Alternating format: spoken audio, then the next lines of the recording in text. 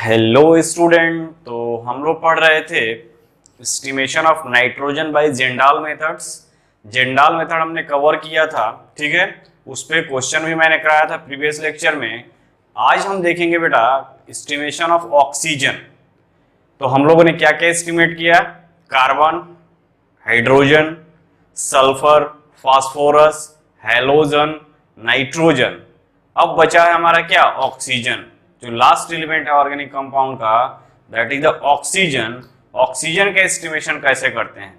तो ऑक्सीजन का एस्टिमेशन दो मेथड से कर सकते हैं। एक बोलते हैं इनडायरेक्ट मेथड और दूसरा बोलते हैं डायरेक्ट मेथड। इनडायरेक्ट मेथड की अगर हमको मान लो कंपाउंड दिया हुआ है, organic compound, carbon, hydrogen, nitrogen का परसेंटेज पता है, तो जो पता है उसको 100 से सबको जोड़कर 100 से क्या करेंगे? माइनस कर लेंगे, तो जो रेस्ट अमाउंट होगा वो क्या होगा? ऑक्सीजन ही होगा। ऑब्वियस ही बात है। तो ये तो हुआ क्या? इनडायरेक्टली। और डायरेक्टली हम अगर ऑर्गेनिक कंपाउंड से डायरेक्ट वे में ऑक्सीजन का एस्टिमेशन करेंगे, वो भी कर सकते हैं। तो दो मेथड्स है। First method is known as indirect method, second method जो डायरेक्ट मेथड। यानी कि इनडायरेक्ट मेथड में अगर कार्बन, हाइड्रोजन, नाइट्रोजन का परसेंटेज पता है, उसको एड अप करेंगे, 100 में से उसको माइनस कर लेंगे, तो जो रेस्ट आएगा that is the amount of oxygen, यानी वो ऑक्सीजन का परसेंटेज होगा। ठीक है। सेकंड में क्या है? डायरेक्ट मेथड से, जैसे हम ऑर्गेनिक कंपाउंड का यूजुअली करते आ रहे हैं, उसी तरह हम डायरेक्ट ऑक्सीजन का भी रिएक्शन करा के कर सकते हैं, ऑर्गेनिक कंपाउंड का रिएक्शन करा के कर सकते हैं। ठीक है। तो उसी को हम देखेंगे आज, quantitative estimation of what? Oxygen. ठीक है बेटा। तो आज का जो हेडिंग है वो क्या है बेटा? क्वांटिटेटिव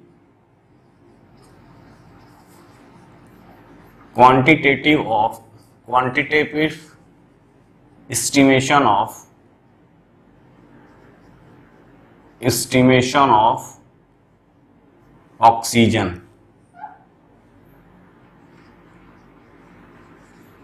यानी परसेंटेज ऑफ ऑक्सीजन की बात करोगे। ठीक है बेटा। परसेंटेज ऑफ ऑक्सीजन की बात करोगे तो फर्स्ट मेथड जो है, फर्स्ट मेथड, ठीक है, जिसको हम बोल सकते हैं क्या? Indirect method.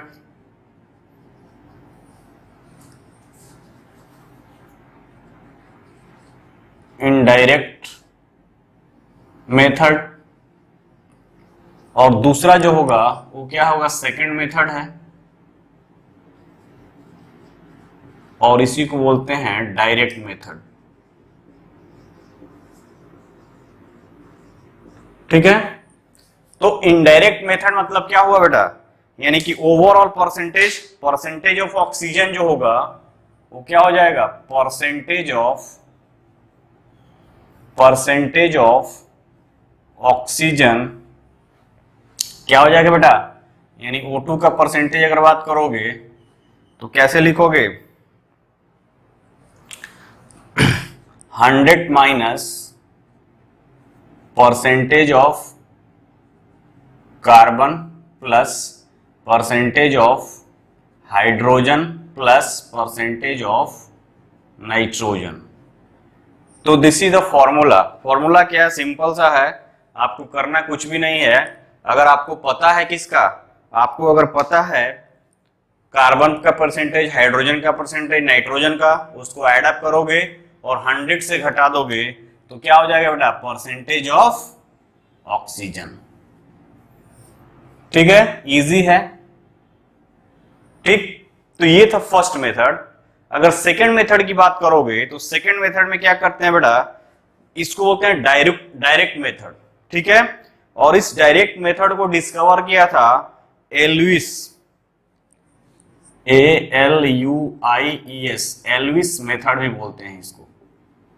ये साइंटिस्ट ने ALUIES, एल्विस ने इसको डिस्कवर किया था। So it is also called, ठीक है, ISE।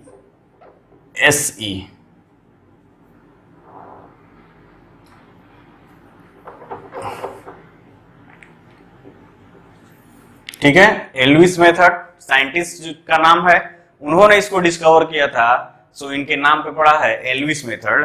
ठीक है, इसमें करते क्या है बेटा, तो करते क्या है, known mass of organic compound,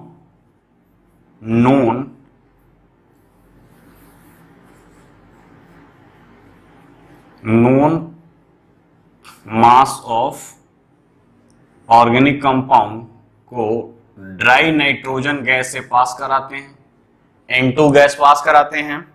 ठीक है, in the presence of heat, तो O2 बनता है, ऑक्सीजन आता है। ठीक है, और other gaseous hydrocarbon, other gaseous HCS hydrocarbons. ठीक है, अदर गैसियस हाइड्रोकार्बन्स या अदर गैसियस प्रोडक्ट लिख सकते हो, अदर गैसियस प्रोडक्ट। ठीक है बेटा, तो फर्स्ट स्टेप में known mass of organic compound का nitrogen gas, dry nitrogen gas pass कराएंगे उससे, तो क्या होगा, तो ऑर्गेनिक कंपाउंड उस ड्राई नाइट्रोजन से पास कराओगे तो O2 निकालेगा और अदर गैसेस प्रोडक्ट का फॉर्मेशन होगा। इस O2 का रिएक्शन कराएंगे red hot coke, red hot coke carbon का कंटेंट होता है, कोक क्या होता है, कार्बन ही है। रेड हॉट कोक से रिएक्शन कराओगे, ठीक है, 1373 केल्विन पे ये जो होगा वो कन्वर्ट हो जाएगा carbon monoxide, converted into carbon monoxide. ठीक है, कार्बन मोनोऑक्साइड में कन्वर्ट हो गया। अब इस कार्बन मोनोऑक्साइड का रिएक्शन कराएंगे iodine pentoxide O2O5, I2O5, iodine pentoxide से रिएक्शन कराओगे तो हमको मिलेगा क्या, हमको मिलेगा I2 प्लस 5CO2। ठीक है, I2 प्लस 5CO2। ठीक है बेटा, तो ये मिला हमको। अब देखो क्या हुआ, I2 प्लस 5CO2। अब देखो हमको क्या मिला, अल्टीमेटली इस ऑर्गेनिक कंपाउंड से हमको कार्बन मिला, यानी कार्बन डाइऑक्साइड मिला। तो इस कार्बन डाइऑक्साइड में जितना ऑक्सीजन होगा उसी का परसेंटेज अगर हम पता कर लेंगे तो इस ऑर्गेनिक कंपाउंड में कितना परसेंट है वो हम क्या कर सकते हैं, पता कर सकते हैं। ठीक है, ओके।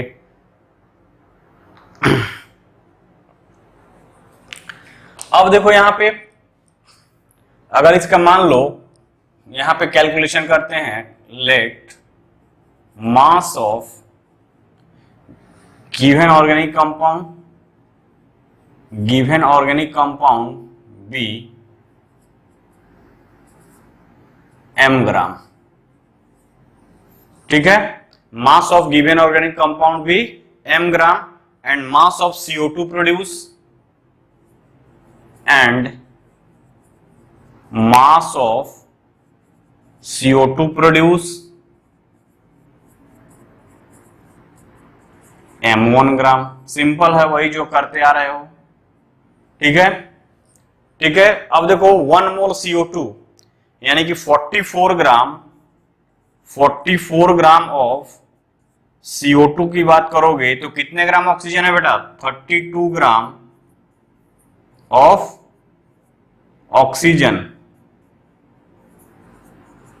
ठीक है, क्यों, CO2 है 2, 16 इंटू 2 32 ग्राम ऑफ ऑक्सीजन।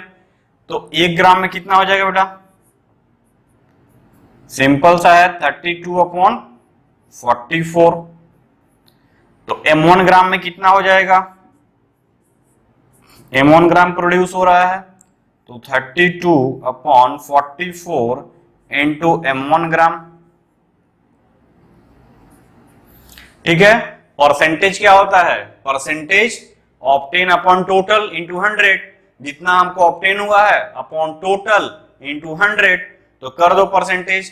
तो परसेंटेज ऑफ ऑक्सीजन क्या हो जाएगा, परसेंटेज ऑफ ऑक्सीजन क्या हो जाएगा बेटा, ये अपॉन टोटल मास इंटू 100, यानी क्या हो जाएगा 32 upon 44 m1 m into 100. So this formula is used for the direct calculation of percentage of oxygen of the given compound. ठीक है, उसी तरह है जैसे कार्बन के से मिलता है, यहाँ क्या था, केवल डिफरेंस क्या है, यहाँ 12 हो जाएगा, 44 था ही, तो उसी तरह यहाँ भी m1 अपॉन m2 यानी कितना CO2 प्रोड्यूस हुआ, मॉलिक्यूलर मास यानी कितना मास दिया हुआ है ऑर्गेनिक कंपाउंड का, पुट करोगे वैल्यू आ जाएगा तुम्हारा। ठीक है बेटा, तो ये है ऑक्सीजन का एस्टिमेशन। ठीक, अब देखो यहाँ पे हमने 1 बाय 1 डिस्कस किया। अब आज के जो टाइम है, ठीक है, आज का जो टाइम है एडवांस टेक्नोलॉजी का टाइम है, तो इस कैलकुलेशन के बेसिस पे तुम ज्यादा टाइम लगेगा। ठीक है, एक्यूरेसी तो आएगी 100% है कि एक्यूरेसी इसमें ज्यादा आएगी, बट आज जो है वो डिजिटल इंस्ट्रूमेंट है, जैसे CHN एनालाइजर, एक इंस्ट्रूमेंट का नाम है CHN एनालाइजर। ठीक है, वो डिजिटल इंस्ट्रूमेंट है। उसमें क्या होता है, उसमें होता क्या है, अब देखो इस सम के करने के लिए हमको ऑर्गेनिक कंपाउंड का अमाउंट भी थोड़ा ज्यादा चाहिए, बट जो आज का जो टेक्नोलॉजी आया है उसमें एकदम मिलीग्राम में 1 से 3 मिलीग्राम का अमाउंट हमको अगर कंपाउंड है तो उसमें हम कार्बन, नाइट्रोजन, ऑक्सीजन का परसेंटेज विद इन 1 मिनट के अराउंड हम पता कर सकते हैं। ठीक है, तुरंत उसमें रिजल्ट देता है, डिजिटल टेक्नोलॉजी है। होता क्या है कि ये CHN एनालाइजर है। ठीक है, तो CHN एनालाइजर है, तो CHN एनालाइजर में ऑर्गेनिक कंपाउंड को क्या करते हैं, उसमें ट्यूब होता है, उसमें फिल कर देते हैं और ऑन करके छोड़ देंगे। कुछ टाइम के बाद पूरा डिस्प्ले पे आ जाएगा कि परसेंटेज ऑफ कार्बन क्या है, नाइट्रोजन क्या है, हाइड्रोजन क्या है। अगर कार्बन, नाइट्रोजन, हाइड्रोजन का पता चल गया तो 100 से उसको घटा देंगे उसके ऐड को, तो क्या होगा, ऑक्सीजन का अमाउंट पता चल जाएगा। तो एडवांस टेक्नोलॉजी बहुत आगे जा चुकी है। तो इसमें करने से क्या है, इसके लिए हमको अमाउंट भी चाहिए, टाइम टेकिंग भी है, रिजल्ट का भी एक्यूरेसी की अब कितना बर्न हुआ, क्या बना, उस पर डिपेंड है। यानी परसेंटेज जो यील्ड आएगा वो कम भी आ सकता है, ज्यादा भी कम आ सकता है। बट उस केस में CHN एनालाइजर के केस में क्या होता है, वो पूरा इंस्ट्रूमेंटल फिटेड होता है, एरर एकदम लेस होगा, एररलेस होता है। ठीक है, प्लस टाइम कम लगता है और इजी वे में स्मॉल अमाउंट ऑफ अगर तुम्हारे पास सैंपल बचा हुआ है उससे तुम कर सकते हो। इवन मैं खुद उस पर यूज किया हूं CHN analyser during research work. ठीक है, तो बहुत सारी चीजें हैं जो अभी आपको जानने की जरूरत है। ठीक है, तो ये था क्या, ये था quantitative analysis of organic compound.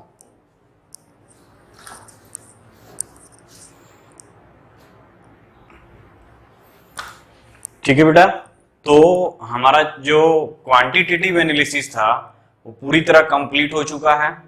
ठीक है, यानी हमने देखा estimation of nitrogen, halogen, phosphorus, sulphur, carbon, hydrogen and oxygen.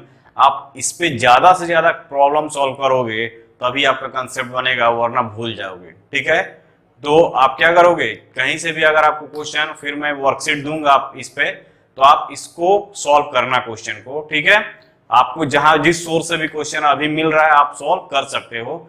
ठीक है, जब जितने सॉल्व करोगे उतने बेटर ये होगा। नेक्स्ट मूव करेंगे कि इसी में है कुछ अदर इंफॉर्मेशन कि empirical formula and molecular formula होता क्या है। तो देखो इंपीरिकल फार्मूला क्या है, सिंपलेस्ट फार्मूला होता है जो कि एक सिंपल रेशियो को डिनोट करता है, किसमें, किसी कंपाउंड के जो एलिमेंट है उसका एटम का सिंपलेस्ट रेशियो का जो रिप्रेजेंटेशन होता है, दैट इज इंपीरिकल फार्मूला। और ये क्या, एक्चुअल नंबर ऑफ एटम को रिप्रेजेंट करता है ऑफ किसी भी मॉलिक्यूल का, तो ये होल नंबर में रिप्रेजेंट करेगा। ठीक है, अब हम देखेंगे एक्चुअल में होता क्या है। तो डिफिनीशन तो आप रट सकते हो, बट एक्चुअल में कॉन्सेप्ट क्या है यहाँ पे, मॉलिक्यूलर फार्मूला। ठीक है बेटा, अगर हम बात करें मॉलिक्यूलर फार्मूला, हम यहाँ पे लिख रहे हैं एसिटिक एसिड, तो CH3COOH, this is the molecular formula of acetic acid. अगर हमके इसके इंपिरिकल फॉर्मूला लिखना होगा तो क्या लिखेंगे बेटा? तो जो कार्बन कितने हैं बेटा? 2 है, हाइड्रोजन कितने हैं? 4 है, ऑक्सीजन कितने हैं? 2 है। ठीक, तो अगर हम बात करें यहां पे इसका इंपिरिकल फॉर्मूला अगर हम लिखना चाहते हैं तो CH2O, this is the empirical formula of this compound. आप कहोगे कि ये कैसे आया है? तो देखो कैसे आया है। तो यदि ये इंपिरिकल फॉर्मूला बात करोगे तो ये इसका इंपिरिकल फॉर्मूला हुआ, ठीक है, ये इसका मॉलिक्यूलर फॉर्मूला हुआ। तो ये क्या है? सिंपलेस्ट है। तो वही कह रहा है कि it is the simplest formula which express the simple whole number ratio of atom of constituent element present in the molecule। whole number में रिप्रेजेंट कर रहा है। ठीक, अगर हम इस इंपिरिकल फॉर्मूला को अगर उसी तरह बात करें यहां पे, ठीक है, ग्लूकोज मॉलिक्यूल C6, ठीक है, ये क्या है बेटा? Acetic acid, acetic acid. अब हम ग्लूकोज लेते हैं तो इसका मॉलिक्यूलर फॉर्मूला क्या होता है? C6H12O6। ठीक है, अगर हम इसकी इंपिरिकल फॉर्मूला की बात करें तो इंपिरिकल फॉर्मूला क्या होता है इसका? C6H12O6 है, तो ये हो जाएगा CH2O। ठीक है, CH2O, यानी कहने का मतलब अगर हम बात करें यहां पे तो देखो बेटा यहां पे CH3COOH CH2O। ठीक, तो इसमें देखोगे तो अगर ये इसका मॉलिक्यूलर फॉर्मूला, ये इसका empirical formula whole number of atom को रिप्रेजेंट कर रहा है। अगर हम इस मॉलिक्यूलर इंपिरिकल फॉर्मूला में अगर हम 2 से मल्टीप्लाई कर दें तो क्या हो जाएगा? C2H4O2। और ये क्या है? अगर हम इसको लिखोगे तुम तो क्या आ जाएगा बेटा? ये C2H4O2। इसी को अरेंज किया इस फॉर्म में। तो यदि इस इंपिरिकल फॉर्मूला को हम 2 से मल्टीप्लाई करेंगे तो हमको मॉलिक्यूलर फॉर्मूला आ गया। उसी तरह अगर ये CH2O है, यानी अगर हम इसको 6 से मल्टीप्लाई कर दें तो क्या आ जाएगा? C6H12O6, C6H12O6। कहने का मतलब यह है मेरा कि अगर हम इंपिरिकल फॉर्मूला में किसी n फैक्टर से n से अगर मल्टीप्लाई करते हैं, n क्या होगा बेटा? होल नंबर, फ्रैक्शन नहीं होगा। n is the whole number. तो यदि इंपिरिकल फॉर्मूला में अगर हम किसी n वैल्यू से, जिसका वैल्यू क्या होगा? n से मल्टीप्लाई करें जो कि होल नंबर में हो, तो हमको क्या मिल जाएगा? Molecular formula. तो there is a relation between empirical formula and molecular formula. अगर हमको इंपिरिकल फॉर्मूला पता है तो उसमें अगर हम n से मल्टीप्लाई करेंगे, n क्या है वो डिपेंड करेगा कि इस मॉलिक्यूल का मॉलिक्यूलर फॉर्मूला क्या है। ठीक है, तो एसिटिक एसिड उसी तरह ये बन गया। ठीक है बेटा, तो इस तरह से हम क्या करते हैं? एक रिलेशन है। रिलेशन क्या हो जाएगा? Empirical formula into n factor n into is equal to molecular formula. तो आप लिख सकते हो यहां पे, क्या लिख सकते हो? अब देखो ये 2 है, 6 है, कहीं पे 8 भी आ सकता है, 5 भी आ सकता है, यानी हमेशा ये होल नंबर होगा, कभी भी ये क्या होगा? फ्रैक्शन में नहीं आएगा। ठीक है, यानी कि एक रिलेशन बन गया। रिलेशन क्या बना बेटा? Empirical formula, empirical formula into n is equal to molecular formula, molecular formula. ठीक है, empirical formula is equal to n। n क्या होगा? Where n is the whole number. ये याद रखना बेटा, n क्या होगा बेटा? n is the whole number, fraction में नहीं होगा। n हमेशा एक होल नंबर होगा, where n is whole number. ठीक है बेटा, where n is the whole number. तो ये हुआ empirical formula into N into molecular formula. अब हम इसका मॉलिक्यूलर मास के रिस्पेक्ट में अगर बात करें, ठीक है, तो मॉलिक्यूलर मास के रिस्पेक्ट में अगर हम बात करेंगे यहां पे, तो देखो बेटा, अगर हम ये तो फॉर्मूला की बात किए, मॉलिक्यूलर मास के अगर रिस्पेक्ट में बात करोगे तो वो भी सेम ही उसी तरह इसी फॉर्मूला पे ही आएगा। यानी कि अगर मान लो, ठीक है, इसको हटाते हैं, तो एक रिलेशन हमको बना क्या कि empirical formula into n is equal to molecular formula, या molecular formula into is equal to n into empirical formula, ये रिलेशन होता है। ठीक है, अब देखो यहां पे अगर हम इसकी मॉलिक्यूलर मास की कंपेयर करें, ठीक है, इसी एग्जांपल को लेकर, तो ये क्या था CH2 वो था, और यहां पे क्या है बेटा CH3 C double bond OH।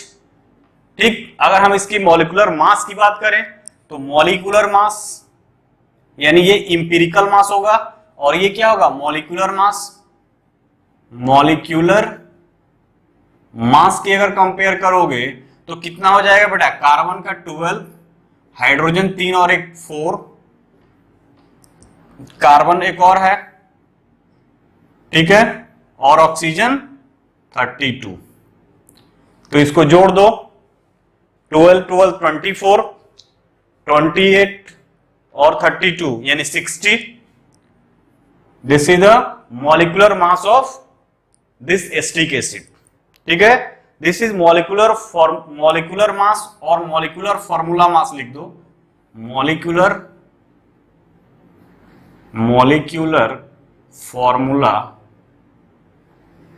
Formula mass.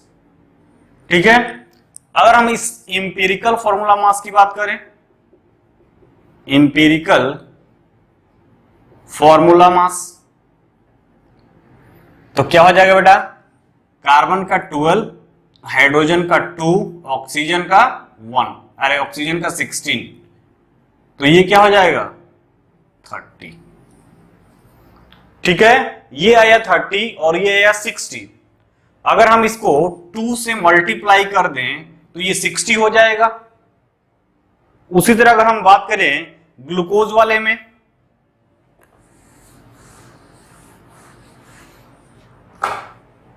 उसी तरह अगर हम बात करें ग्लूकोज का, तो ग्लूकोज की अगर ये क्या है एसिटिक एसिड।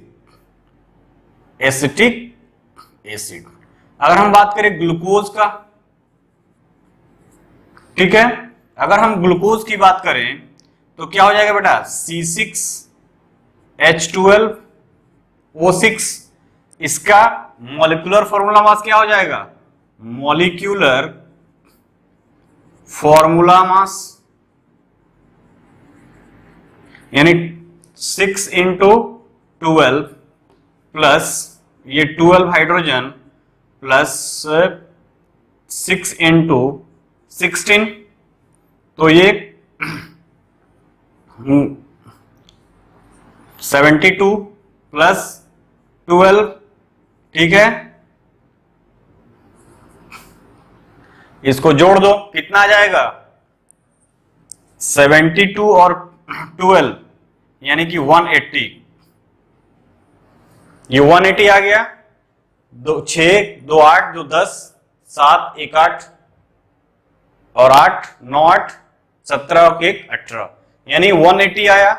अगर हम बात करें इंपिरिकल, इसका क्या इंपिरिकल फॉर्मूला मास क्या था CH2। ठीक है, इसका अगर बात करो इंपिरिकल फॉर्मूला मास यानी ये हो गया हमारा इसका इंपिरिकल फॉर्मूला। तो इंपिरिकल फॉर्मूला मास क्या है, इंपिरिकल फॉर्मूला मास क्या हो जाएगा बेटा, ये 12 प्लस 2 प्लस 16 यानी 30। अब इसे अगर 30 में अगर हम 6 का मल्टीप्लाई कर दें तो ये हमको मिल जाएगा।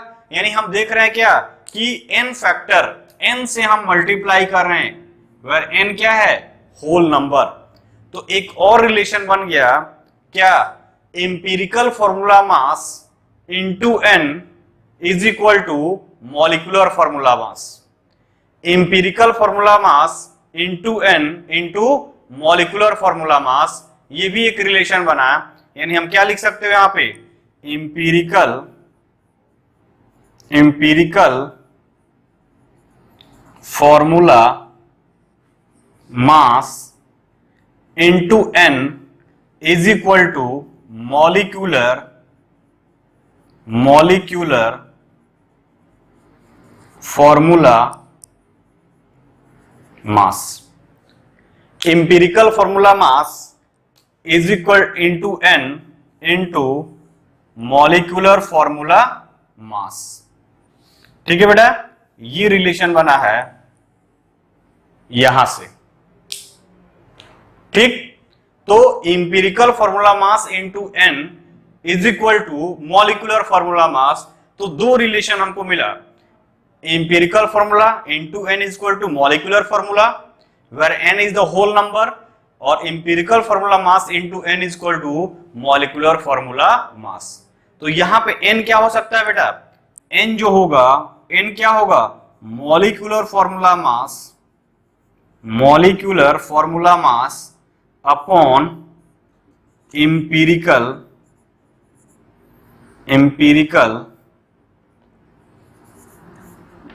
formula mass, that is the n is the molecular formula mass upon empirical formula mass, यही क्या होगा, n होगा। उसी तरह n is equal to molecular formula upon empirical formula, तो ये एक रिलेशन बनता है। अब हम इस इंपिरिकल फॉर्मूला से मॉलिक्यूलर फॉर्मूला डिराइव कर सकते हैं, और देखो मॉलिक्यूलर से हमने इंपिरिकल लिया, तो ठीक है। अब देखो the percentage composition of compound,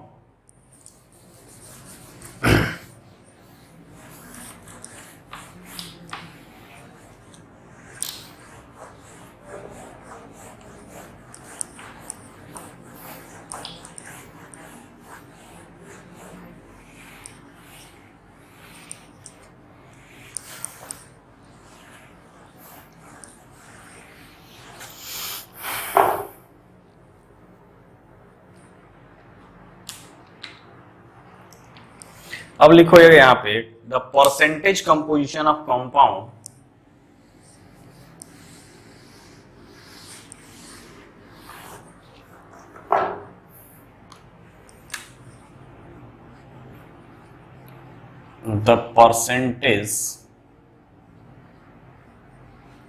the percentage composition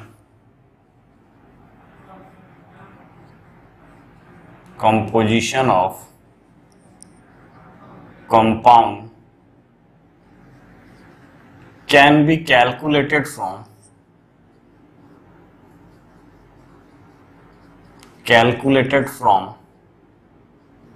empirical formula,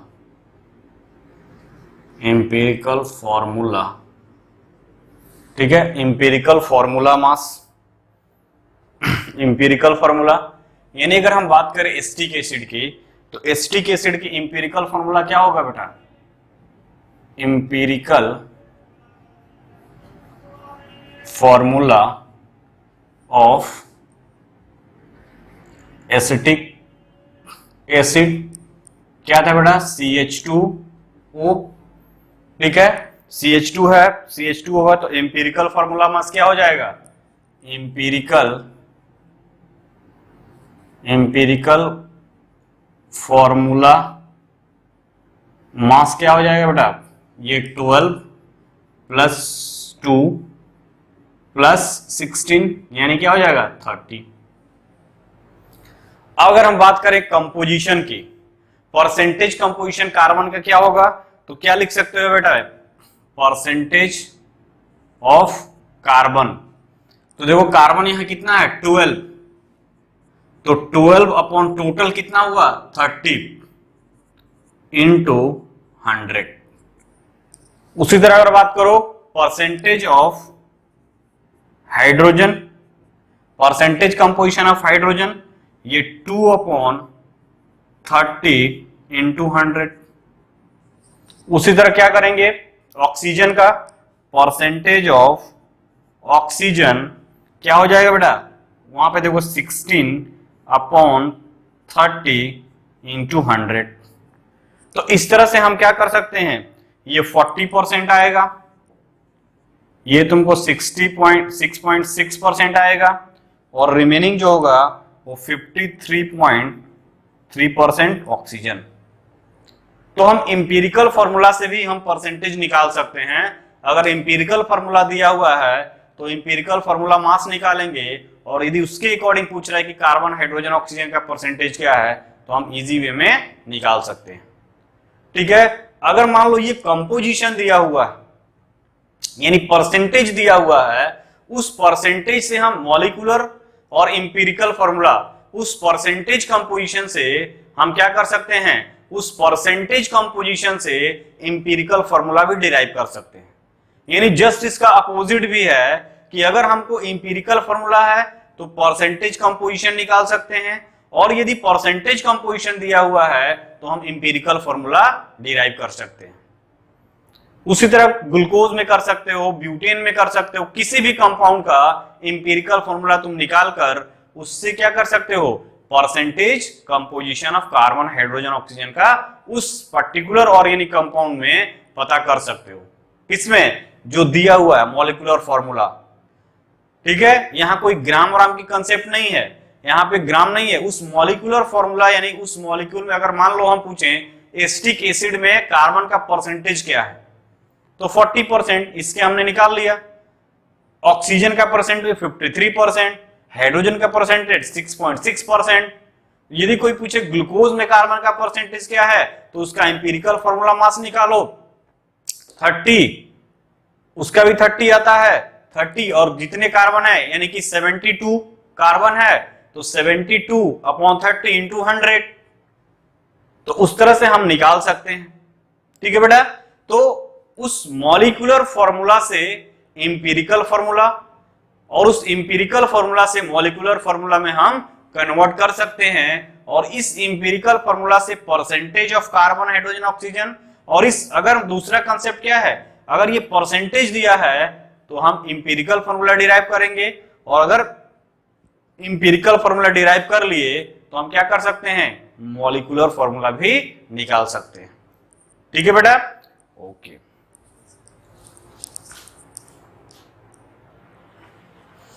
ठीक है बेटा, अब दूसरा कंसेप्ट क्या था कि अगर इंपीरिकल फॉर्मूला का कंपोजिशन दिया, यानी कंपोजिशन दिया हुआ है, तो हम क्या कर सकते हैं, इंपीरिकल फॉर्मूला और मॉलिक्यूलर फॉर्मूला डिराइव कर सकते हैं। तो वही हमने लिखा, if composition of element is given then empirical formula can be derive, और यदि इंपीरिकल फॉर्मूला पता चल गया तो हम मॉलिक्यूलर फॉर्मूला भी पता कर सकते हैं। अब देखो उसी पे क्वेश्चन है, क्वेश्चन करेंगे तो क्लियर हो जाएगा। कह रहा है कि एक ऑर्गेनिक कंपाउंड है जिसमें 40% कार्बन है, 6.6% हाइड्रोजन है, और रेस्ट क्या है, ऑक्सीजन। तो वही डायरेक्ट मेथड लगा दो, इनडायरेक्ट मेथड, कार्बन का परसेंटेज और हाइड्रोजन का परसेंटेज उसको 100 से माइनस कर दोगे, उसको जोड़ने के बाद तो जो रिमेनिंग होगा वो क्या होगा, ऑक्सीजन का परसेंटेज हो जाएगा। फिर कह रहा है इट्स वेपर डेंसिटी इज 30। ठीक है, इसका वेपर डेंसिटी क्या है बेटा, 30 है। तो कह रहा है कि calculate its empirical and molecular formula. तो इसका इंपीरिकल एंड मॉलिक्यूलर फॉर्मूला को क्या करो, कैलकुलेट करो। तो हम इसको सॉल्यूशन कैसे करेंगे, तो सबसे पहले हमको परसेंटेज ऑफ ऑक्सीजन की बात करोगे, तो परसेंटेज ऑफ ऑक्सीजन क्या हो जाएगा बेटा, 100 माइनस 40 प्लस 6.66%। तो 100 माइनस ये 46.66%, यानी ये क्या हो जाएगा 53.33%। ठीक है, 53.34% ये आएगा। यानी हमको पता चल गया कि ऑक्सीजन का परसेंटेज इतना है। अब देखो इसमें फॉर्मूला कैसे निकालेंगे, तो उसके लिए क्या है, सबसे पहले लिखोगे यहां पे एलिमेंट, कौन कौन से एलिमेंट है, फिर उनका परसेंटेज क्या है, फिर उसका एटॉमिक मास क्या है, एटॉमिक मास क्या है, ठीक है, उस एलिमेंट का, फिर क्या relative number of atom, relative number of atom कैसे निकालेंगे वो भी देखेंगे। फिर क्या है, सिंपलेस्ट रेशियो, एक समझ लोगे पूरा करने लगोगे, सिंपलेस्ट रेशियो। अब देखो एलिमेंट क्या क्या दिया हुआ है, तो हमको क्या दिया है बेटा, कार्बन, हाइड्रोजन, ऑक्सीजन, इनका परसेंटेज दिया है। कार्बन कितना है 44 यानी 40%, और हाइड्रोजन 6.6%, ऑक्सीजन अभी निकाले हो 53.34%। एटॉमिक मास सबको पता है, कार्बन का 12 होता है, हाइड्रोजन का 1 होगा और ऑक्सीजन का 16 होगा। ठीक है, पता है। रिलेटिव नंबर ऑफ एटम, अब रिलेटिव एटम ऑफ नंबर निकालने के लिए परसेंटेज जो होता है, परसेंटेज को हम एटॉमिक मास से डिवाइड कर देते हैं। यानी कि यहां पे 40/12, उसी तरह यहां पे 6.6/1, उसी तरह यहां पे 53.34/16। ठीक, ये डिवाइड कर दिए। जब डिवाइड करोगे तो ये क्या आ जाएगा बेटा, ये जाएगा 33.33, डिवाइड कर दो आ जाएगा 6.66 और ये 3.33। ये हो गया रिलेटिव नंबर ऑफ एटम। अब ये फ्रैक्शन में है तो इसको सिंपलेस्ट रेशियो में करते हैं।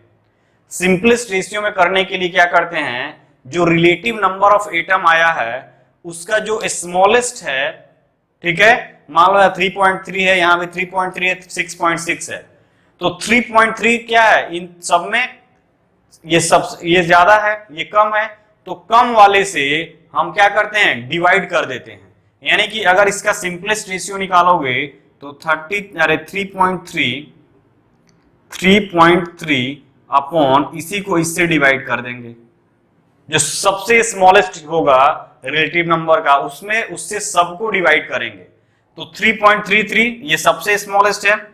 अब इसमें क्या करोगे, 6.6 को 3.33 से डिवाइड करोगे। उसी तरह इसको 3.33 को यहाँ पे 3.33 से डिवाइड करोगे। तो ये क्या हो जाएगा बेटा, सिंपलेस्ट रेशियो की अगर बात करोगे तो ये हो जाएगा, हमको 1 मिला, यहां पे क्या हो जाएगा 2 मिला और यहां पे हमको 1 मिला। ठीक, 2 1 2 1। यानी कि अगर हम इंपीरिकल फॉर्मूला की बात करें तो हमको क्या मिला बेटा, यहां पे इंपीरिकल फॉर्मूला, इस परसेंटेज से हमको जो मिला इंपीरिकल फॉर्मूला मिला हमको, तो वो मिला हमको इंपीरिकल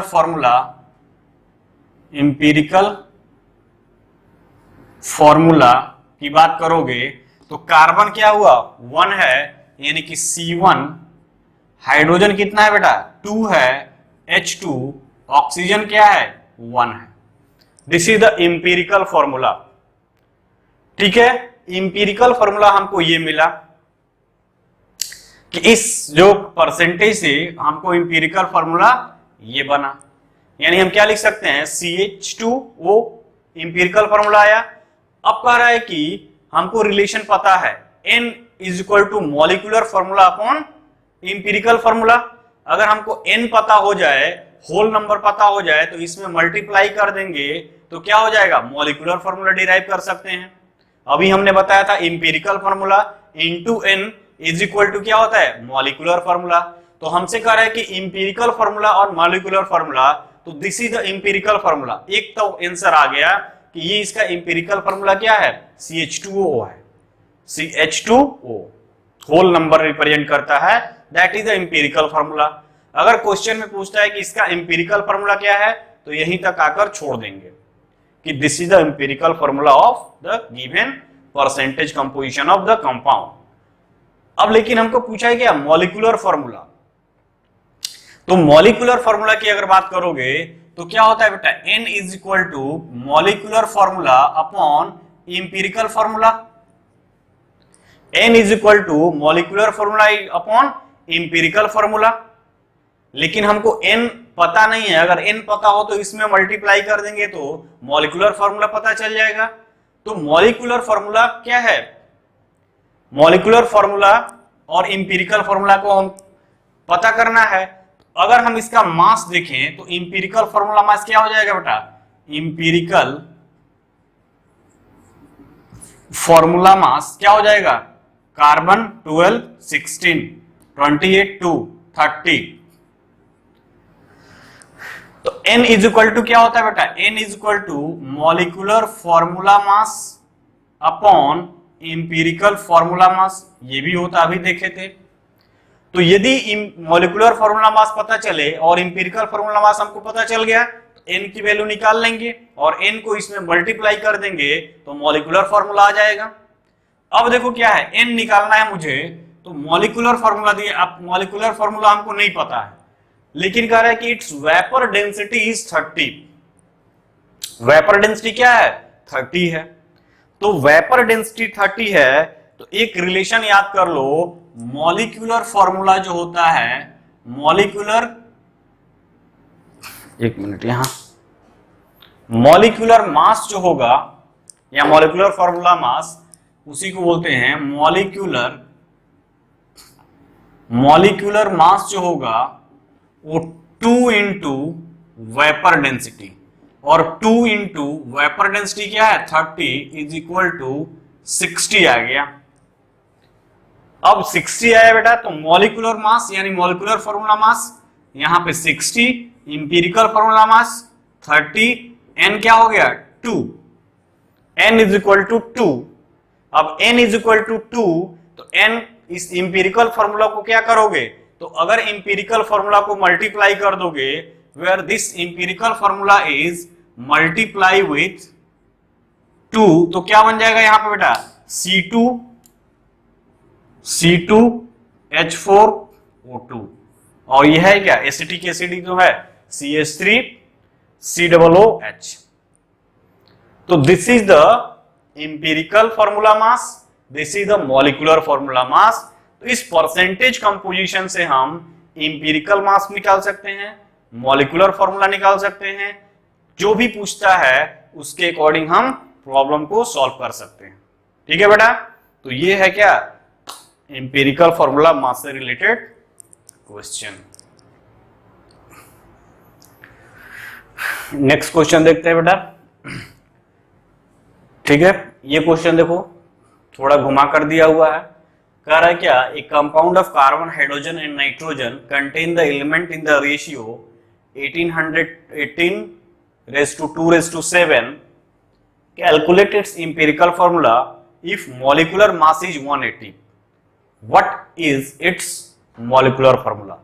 यानी हमको इंपिरिकल फॉर्मूला भी पता करना है और हमको क्या पता करना है? मॉलिक्यूलर फॉर्मूला पता करना है। बट हमको परसेंटेज नहीं दिया एलिमेंट का, हमको उसको रेशियो दिया हुआ है। तो उस रेशियो सबसे पहले हम क्या करेंगे? परसेंटेज कंपोजिशन निकालेंगे। किसका? कार्बन, हाइड्रोजन एंड नाइट्रोजन का। तो देखो यहां पे दिया हुआ है कि कार्बन और हाइड्रोजन और नाइट्रोजन का जो रेशियो है वो क्या है बेटा? 18:2:7। ठीक है, अब इस रेशियो से हमको परसेंटेज निकालना होगा। तो क्या करते हैं बेटा? इसको सबको जोड़ दो। ठीक है, इन सबको जोड़ोगे तो क्या आ जाएगा? 27। ठीक है, ये जोड़ दिए 27 आएगा, यानी कि 27 आएगा। अब देखो क्या करेंगे? परसेंटेज ऑफ कार्बन की बात करेंगे यहां पे। तो परसेंटेज ऑफ कार्बन की बात करोगे तो कितना है बेटा रेशियो? 18/27 इंटू 100 जो आएगा परसेंटेज है। ठीक है, उसी तरह परसेंटेज ऑफ हाइड्रोजन की बात करोगे तो 2/27 इंटू 100 जो आएगा। उसी तरह नाइट्रोजन की बात करोगे, परसेंटेज ऑफ नाइट्रोजन तो क्या हो जाएगा बेटा? 7/27 इंटू 100। ठीक है, तो इसको कैलकुलेट करोगे तो दिस इज 66.6, सॉरी ये 66.6 आएगा, ये जो होगा 7.40 आएगा, और ये जो होगा 25.93 आएगा। ठीक है, ये आया क्या, कार्बन, हाइड्रोजन एंड नाइट्रोजन का परसेंटेज। अब हमको परसेंटेज पता चल गया, तो हम इस परसेंटेज से क्या निकाल सकते हैं, यानी हम क्या निकाल सकते हैं, इंपीरिकल फॉर्मूला। तो एलिमेंट, ठीक है, क्या हो जाएगा, एलिमेंट हो गया, उसका परसेंटेज कंपोजिशन, परसेंटेज, फिर क्या लिखोगे, एटॉमिक मास, ठीक है, फिर relative number of atom, relative number of atom, और यहां पे सिंपलेस्ट रेशियो,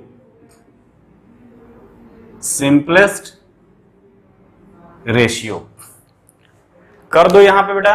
एलिमेंट क्या है, कार्बन, परसेंटेज कितना दिया हुआ है, यहां पे कैलकुलेट किए हो 66.6, एटॉमिक मास 12, उसी तरह क्या, hydrogen, percentage 7.40, atomic mass 1, nitrogen, percentage 25.93, और ये क्या हो जाएगा 14। ठीक, अब देखो बेटा यहां पे, अब रिलेटिव नंबर ऑफ एटम की बात करोगे तो परसेंटेज अपॉन एटॉमिक मास, यानी 66.66 अपॉन 12, उसी तरह क्या हो जाएगा 7.4 अपॉन 1, उसी तरह 25.93 अपॉन 14। ठीक है, इसको सॉल्व करोगे तो 5.54, ये 7.40 रहेगा, ये 1.83, ये क्या बना बेटा 1.83। अब देखो यहां पे सिंपलेस्ट हमको रेशियो पता करना है 5.55, सिंपलेस्ट रेशियो पता करना है, तो जो स्मॉलेस्ट है उससे हम सब में डिवाइड कर देंगे। तो स्मॉलेस्ट हमारा क्या है 1.83 है, तो 1.83 से डिवाइड करोगे, यानी कि 5.55 को 1.83 से, तो 3.03, यानी इसको होल नंबर 3 ले लोगे। उसी तरह क्या करोगे 7.40 को 1.83 से डिवाइड करोगे, तो क्या आ जाएगा बेटा 4.04, इसको 4 मानोगे, और उसी तरह 1.83 को 1.83 से डिवाइड कर दोगे तो 1 हो जाएगा। तो 3, 4 एंड 1, तो यानी हम क्या लिख सकते हैं वहां पे C3H4N, यानी C3H4N1 is the empirical formula. This is the empirical formula. Empirical formula. ये empirical formula आया। अब कह रहा है कि calculate its empirical formula. अब कह रहा है क्या, अगर मॉलिक्यूलर मास 180 है तो हमको क्या बनाना है, मॉलिक्यूलर फॉर्मूला बताना है। तो देखो हमको पता है कि n क्या होता है बेटा, अगर हम n पता कर लें तो n की वैल्यू पता कर लेंगे, तो क्या करेंगे इसमें मल्टीप्लाई कर देंगे तो हमको मॉलिक्यूलर फॉर्मूला पता हो जाएगा। तो n क्या होता है, n जो होगा वो molecular formula mass upon empirical formula mass. ठीक है, मॉलिक्यूलर फॉर्मूला मास क्या हो जाए, दिया हुआ है मॉलिक्यूलर फॉर्मूला मास 18 दिया है, और इंपीरिकल फॉर्मूला मास हमको नहीं पता है, तो इससे पता कर लेंगे। तो यहां से पता करोगे इंपीरिकल फॉर्मूला मास, कैसे पता करोगे, तो कार्बन क्या है 3 है, तो 3 into 12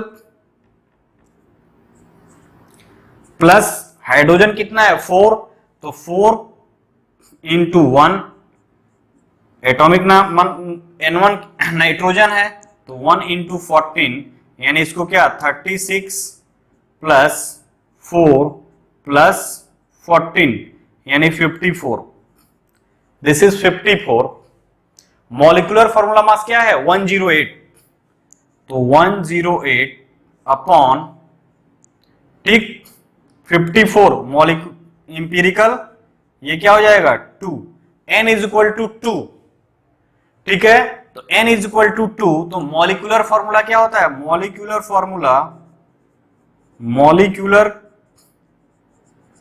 formula is equal to n into empirical formula, n क्या है 2 और इंपीरिकल फॉर्मूला क्या निकाले हो बेटा C3H4N1, ठीक है, तो ये क्या हो जाएगा C6H8N2, this is the molecular formula of the given compound. यानी कि इस कंपाउंड का क्या है मॉलिक्यूलर फॉर्मूला ये है, इंपीरिकल फॉर्मूला ये है, मॉलिक्यूलर मास ये है दिया हुआ है, इंपीरिकल मास ये है। तो इस तरह से हम क्या करते हैं कैलकुलेट करते हैं इंपीरिकल और मॉलिक्यूलर फॉर्मूला।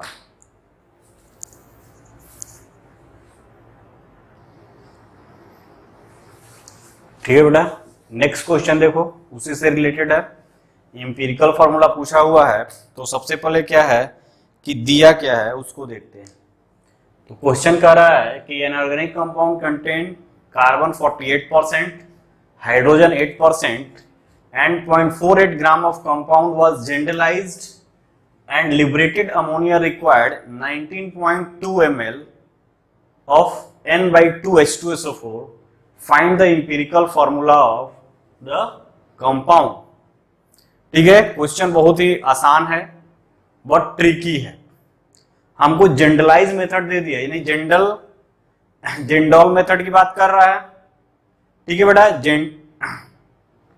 जेल्डाल मेथड की बात कर रहा है। यानी हमको दिया क्या है बेटा, कार्बन का परसेंटेज जो दिया हुआ है वो दिया है 48% और हाइड्रोजन का परसेंटेज जो है वो दिया हुआ है हमको कितना 8%, और कह रहा है कि 0.48 ग्राम ऑफ कंपाउंड को जेंडाल मेथड से जेंडलाइज किया जा रहा है और अमोनिया कितना लिबरेट हो रहा है 19.2 ml। जो अमोनिया लिबरेट हो रहा है वो इससे न्यूट्रलाइज हो रहा है। तो मैंने बताया था कि परसेंटेज ऑफ नाइट्रोजन निकालने के लिए अगर तुमको NaOH का इंफॉर्मेशन नहीं दिया है तो हम क्या करते हैं, हम डायरेक्ट फॉर्मूला लगाते हैं। ठीक है, डायरेक्ट फॉर्मूला लगाएंगे तो परसेंटेज ऑफ नाइट्रोजन हमको पता करना होगा। जेंडाल मेथड किसके लिए है, नाइट्रोजन के लिए है, यानी 1.4 into N1 into V dash, ठीक है, अपॉन 1000। तो 1.4 N1 क्या दिया है बेटा 1/2, और यहां पे NaOH का इंफॉर्मेशन नहीं दिया है, तो जो ml दिया होगा वही V डैश के बराबर होगा। तो हम यहां पे 19.2 अपॉन 1000, ठीक है, इसको तुम सॉल्व करोगे बेटा, तो इसको तुम सॉल्व करोगे तो ये 28% आएगा, करके देख लो। ठीक है, ये 28% आएगा। अब हमको क्या करना है, इंपीरिकल फॉर्मूला। अब हमको कार्बन, नाइट्रोजन और हाइड्रोजन का परसेंटेज पता चल गया, तो क्या लिखोगे, एलिमेंट परसेंटेज कंपोजिशन हो गया, एटॉमिक मास, ये क्या हुआ, रिलेटिव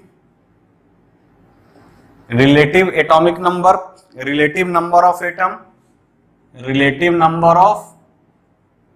एटम, और इधर क्या हो जाएगा, सिंपलेस्ट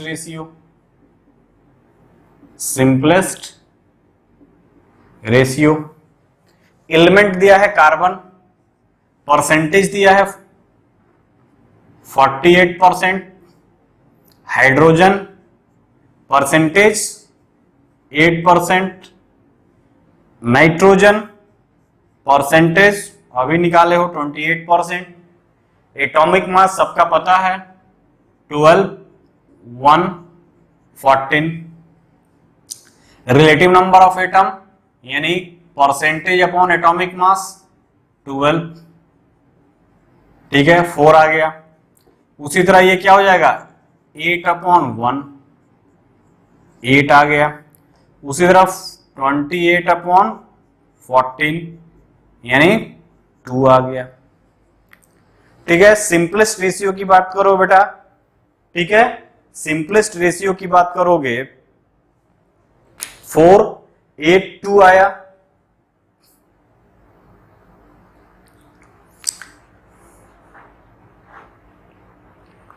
ओके, अब देखो यहां पे कार्बन, हाइड्रोजन, नाइट्रोजन दे दिया है, तो हम ऑक्सीजन का परसेंटेज भी निकाल सकते हैं, परसेंटेज ऑफ ऑक्सीजन। तो परसेंटेज ऑफ ऑक्सीजन की बात करोगे तो 100 माइनस ये पूरा घट कर दो, ये 48 प्लस 28 यानी कितना हो जाएगा तुम्हारा ऑक्सीजन का परसेंटेज 16%। ठीक है, 84 होगा, ये 16 हो जाएगा, यानी यहां पे ऑक्सीजन भी लिख सकते हो, ऑक्सीजन क्या हो जाएगा 16%, इसका 16 होता ही है, तो 16/16 यानी ये क्या हो जाएगा 1।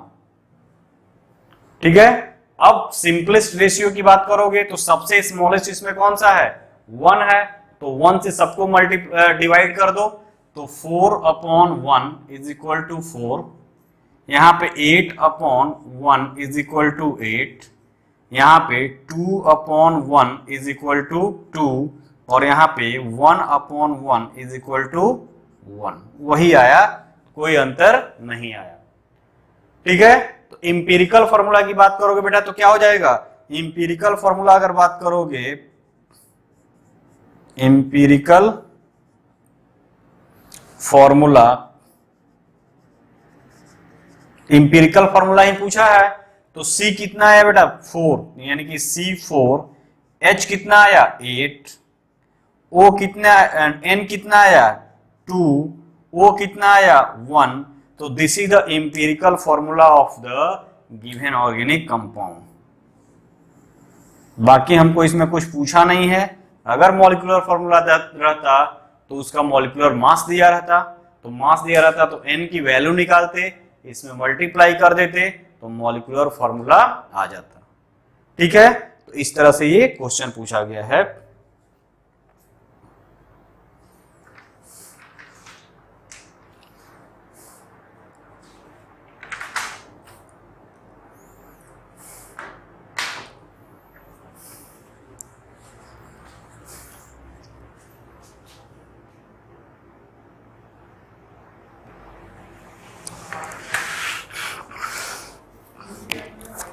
इसको निकाल लो बेटा। नेक्स्ट क्वेश्चन देखो यहाँ पे, नेक्स्ट क्वेश्चन क्या है, तो नेक्स्ट क्वेश्चन की बात करो तो क्या कह रहा है कि hydrocarbon contain 10.5 gram of carbon for each 1 gram of hydrogen. फिर कह रहा है the mass of 1 litre of hydrocarbon vapour at 127 degree and 1 atmospheric pressure is 2.8 gram, find out the molecular formula। ठीक है, तो हमको डायरेक्ट इससे मॉलिक्यूलर फॉर्मूला पूछा है, इंपीरिकल फॉर्मूला का जिक्र नहीं किया है।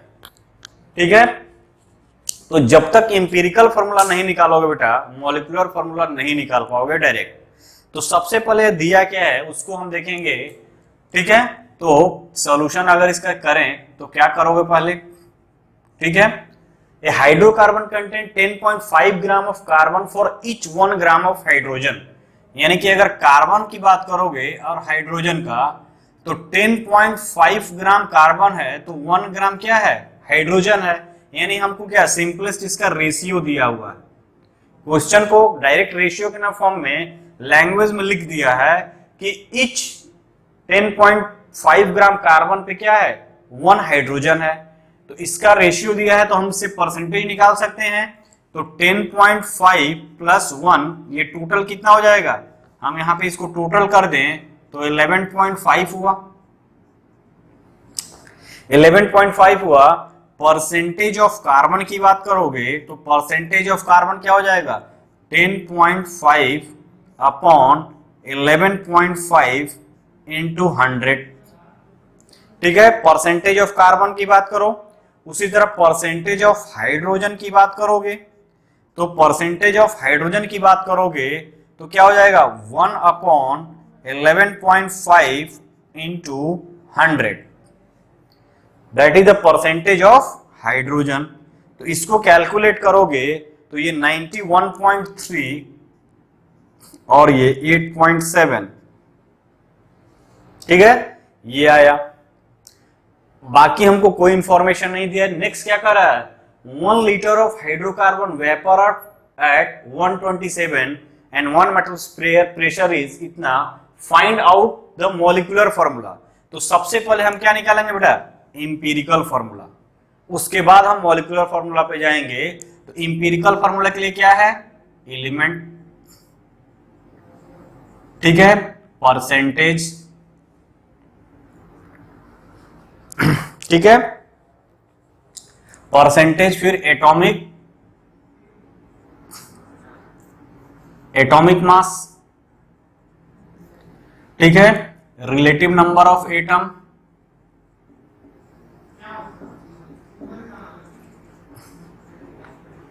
फिर क्या होगा, सिंपलेस्ट रेशियो, सिंपलेस्ट रेशियो, ठीक है बेटा। एलिमेंट की बात करोगे तो कार्बन परसेंटेज कितना है बेटा, 91.3, हाइड्रोजन परसेंटेज कितना है बेटा, 8.7, कार्बन का एटॉमिक मास 12, हाइड्रोजन का 1। रिलेटिव नंबर ऑफ एटम की बात करोगे तो रिलेटिव नंबर ऑफ एटम ये जो है वो क्या हो जाएगा, percentage upon atomic mass, percentage upon atomic mass यानी कि 91.3 अपॉन 12 यानी ये 7.6 आएगा, और 8.7 अपॉन 1 ये क्या हो जाएगा बेटा, 8.7। सिंपलेस्ट रेशियो की बात करोगे तो स्मॉलेस्ट ये है, तो simplest ratio 7.6 upon 7.6 that is the 1, और ये 8.7 अपॉन 7.6 ये 1.14 के अराउंड आएगा, ठीक है।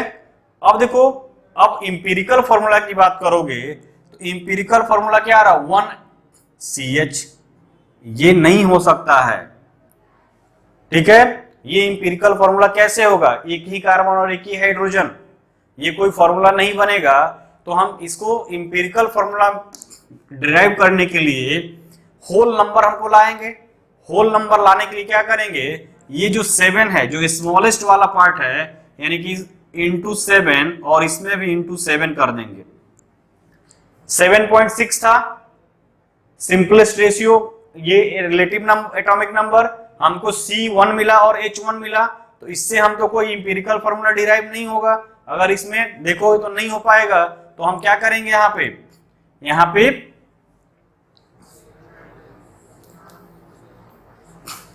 यहाँ पे 7 से मल्टीप्लाई कर देंगे, 7.6 से ना करके क्या करेंगे, 7 से मल्टीप्लाई करेंगे, और यहां पर भी हम क्या करेंगे, 7 से मल्टीप्लाई करेंगे, तो ये 7 हो जाएगा और ये 8 के आसपास आ जाएगा, ठीक है। अब क्या हुआ, इंपीरिकल फॉर्मूला, इंपीरिकल फॉर्मूला क्या हो गया बेटा, C7H8, this is the empirical formula. अब हमको क्या पूछ रहा है, मॉलिक्यूलर फॉर्मूला, लेकिन हमको मॉलिक्यूलर मास ना देकर हमको ये सब उलूल जुलूल चीजें, यानी कि हमको ये फंसाया है कि इतना ग्राम इतने एटमॉस्फेरिक प्रेशर पे ये है, वेपर प्रेशर है हाइड्रोकार्बन का, तो उसको हम निकालेंगे। यानी कि हमको क्या निकालना होगा बेटा, मॉलिक्यूलर मास किसका, उस कंपाउंड का जो दिया हुआ है। तो देखो यहाँ पे इंपीरिकल फॉर्मूला हमको पता चल गया। अब हम क्या करेंगे, मॉलिक्यूलर मास निकालेंगे, यानी कि मॉलिक्यूलर मास इस गिवन डेटा से हम निकालेंगे। तो कैसे लिखेंगे, तो यहां पे लिखोगे कैलकुलेशन ऑफ मॉलिक्यूलर मास। तो देखो एक्सपेरिमेंटल कंडीशन क्या दिया है, एक्सपेरिमेंटल कंडीशन पे क्या क्या दिया हुआ उसको लिखते हैं, और एनटीपी, और हम रूम टेम्परेचर पे बात कर रहे हैं, और एसटीपी पे। तो देखो 1 लीटर यानी कि V1 दिया है वो हमको कितना, 1 लीटर, ठीक है, V1 दिया है। P1 जो दिया है हमको 1 एटमॉस्फेरिक दिया है, और टेम्परेचर कितना दिया है बेटा, 127 डिग्री, तो केल्विन में 273, यानी कितना हो जाएगा ये 400 केल्विन, ठीक है। नॉर्मल टेम्परेचर की बात करोगे तो वॉल्यूम हमको नहीं पता है, V2 फाइंड आउट करना है। प्रेशर की बात करोगे P2 तो 1 एटमॉस्फेरिक होता है, और टेम्परेचर की बात करोगे तो room temperature 27 degree, 27 degree temperature, इसको केल्विन में कन्वर्ट करो, 27 प्लस 273 व्हाट इज 300 केल्विन, ठीक है। तो सॉरी, केल्विन में ही तो 273 होता है बेटा, टेम्परेचर 273 केल्विन। अब हमको V2 पता चल जाएगा एनटीपी पे, यानी एसटीपी पे V2 पता कर लेंगे, ठीक है। तो V2 यानी कि P1 V1 upon T1 is equal to P2 V2 upon T2। तो V2 पता करना है, तो P1 V1 T2 upon T1, तो इसको पुट कर दो। तो P1 की वैल्यू क्या है, 1 है, V1 की वैल्यू क्या है, 1 है, T2 की वैल्यू क्या है, ये T1 था 273,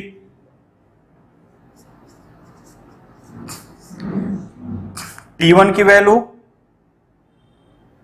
400।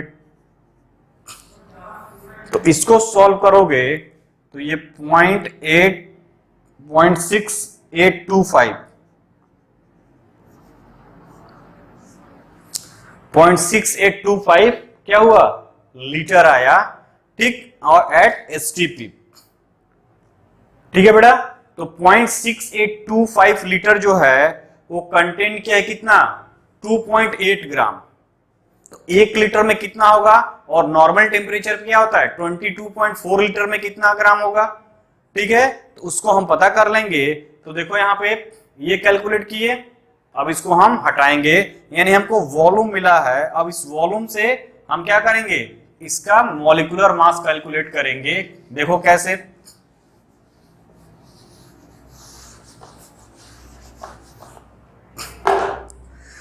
तो 0.6825 लीटर जो है वो कंटेन किया कितना, 2.8 ग्राम, लीटर ऑफ गैस क्या है 2.8 ग्राम है। तो 1 लीटर की बात करोगे 2.8 अपॉन 0.6825, सॉरी यहां पे 25 है, 25 ग्राम, इसलिए क्या होगा 22.4 लीटर।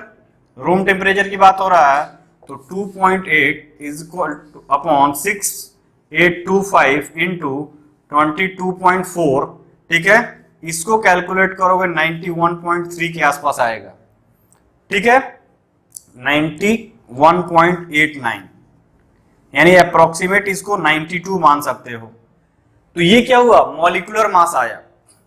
इंपीरिकल फॉर्मूला हमको ये पता है, तो इंपीरिकल मास निकाल लो।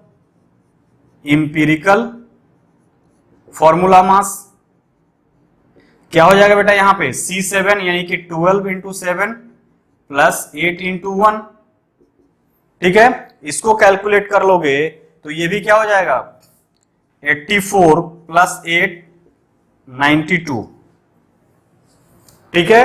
तो इंपीरिकल फॉर्मूला मास आया 92, मॉलिक्यूलर फॉर्मूला मास क्या आया 92।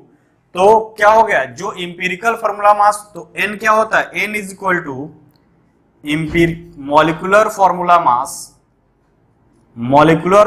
मास अपॉन इंपीरिकल फॉर्मूला मास। तो n इज इक्वल टू क्या हो जाएगा 92 अपॉन 92 इज इक्वल टू 1।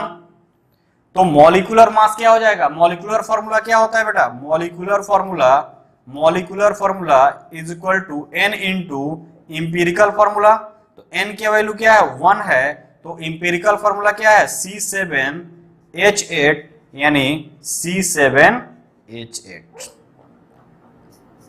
तो इस केस में दोनों क्या होंगे, सेम होंगे। जब n की वैल्यू 1 आया तो इस केस में दोनों जो होंगे वो इंपीरिकल फॉर्मूला और मॉलिक्यूलर फॉर्मूला क्या हो गया बेटा, सेम आ जाएगा। तो ये है कंसेप्ट किसका, इंपीरिकल फॉर्मूला मास और मॉलिक्यूलर फॉर्मूला मास, ठीक।